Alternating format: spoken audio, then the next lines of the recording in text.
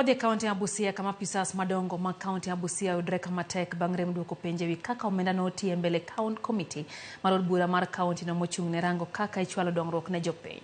Matimore bang' penjo nyore wi report manogol gi janer kaka ne kaunti no tiyo gi omenda e hik omenda 2022-2023.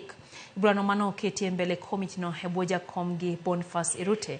Jotend migawo go no penjo tamo duoko ewi kaka no tigi mohingo milion 29 e konga peace governor ma kaunti no Polo Tuma. Jatend migawo malo kod chano chenro mag gedo ni kaunti no Peter Odima bende ne openjo tamo duoko ewi kaka no chiwo rak mar keto tiles mar cabros e boma Busia kama yangora ni omenda maromo siling milion 2 no tigo arietha. Komiti no wacho ni apisas go ne ok ochiwo ler moromo ewi penjo go kaachiel gi kwan mar jotije mag sirikand kaunti no. That was used for the renovation of that particular building. But we've also been informed there was an earlier contract of 5 million that was supposed to do the same renovations. Equally, on the matter of beautification, there's the issue of laying cabros on critical areas. We have also confirmed that the way that procurement was done is a bit suspicious to us.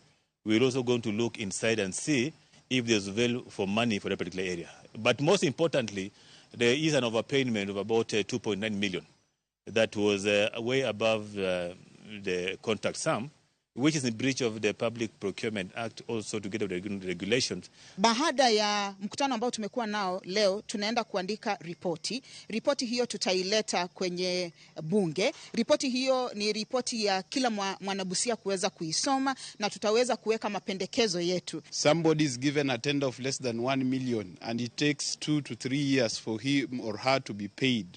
It is really affecting small business holder. And that's why we are putting the finance committee on notice, or executive on notice.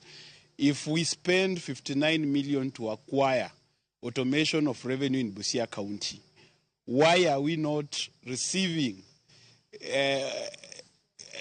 increase in revenue